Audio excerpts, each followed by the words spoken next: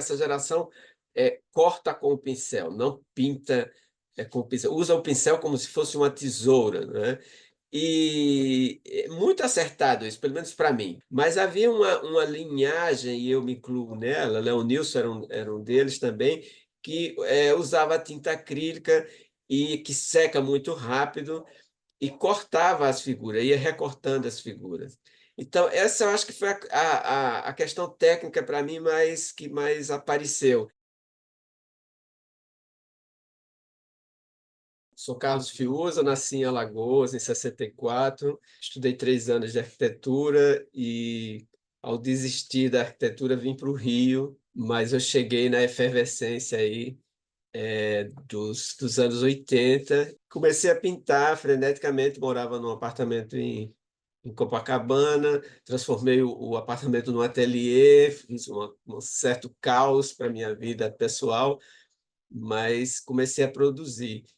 E descobri uma galeria que tinha na Barão da Torre, uma galeria muito bacana, que era do Thomas Kohn, Arte Contemporânea, que foi por acaso, eu não conhecia e gostei, comecei a frequentar. Um dia, no final de 83, eu botei uns trabalhos embaixo do braço e perguntei à secretária do Thomas Kohn se ele podia me receber. E ela disse, não, ele é muito ocupado e tal. Eu me insisti, fui uma outra vez lá, até que ela liberou e ele disse, não, ele vai te receber. E aí eu passei todo mês levar algum trabalho para ele. Até que um dia, no começo de 84, ele disse, eu vou ficar com esse. E me deu um cheque de US$ 100, que para mim era muito dinheiro, né? Nem era muito dinheiro, mas para mim é a felicidade. E ele comprou um trabalho meu, né? Eu disse, então todo mês eu vou trazer, quem sabe eu consigo ir me profissionalizando.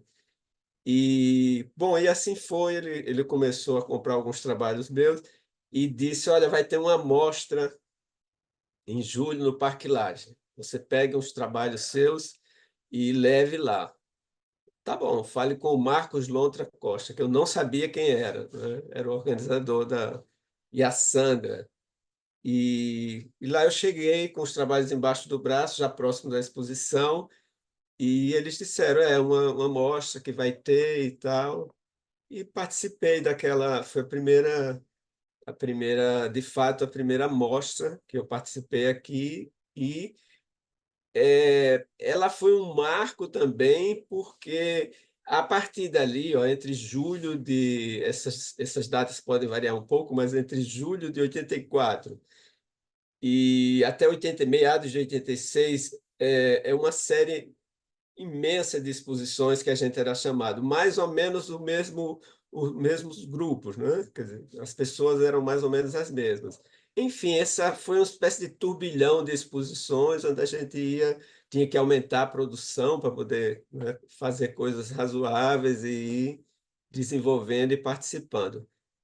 Era um momento muito feliz do ponto de vista político, porque era abertura, então tinha toda uma questão de uma certa efervescência que tinha reflexo na arte.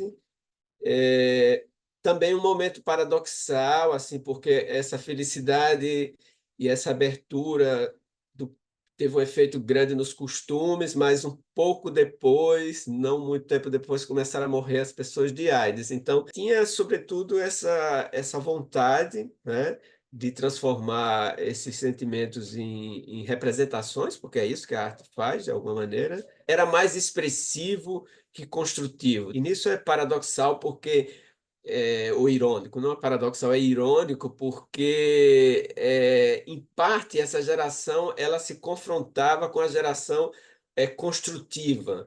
E alguns olhares enviesados ou algumas críticas dos artistas da geração 70, de 70, era justamente pela uma espécie de excesso de expressão da geração 80. Acho que foi uma falsa questão, porque se a gente perceber, por exemplo, os grandes artistas dessa geração, são grandes construtores, né? Então tem toda uma parte técnica que emergiu e que ali não era muito visto pela coisa expressiva da pintura.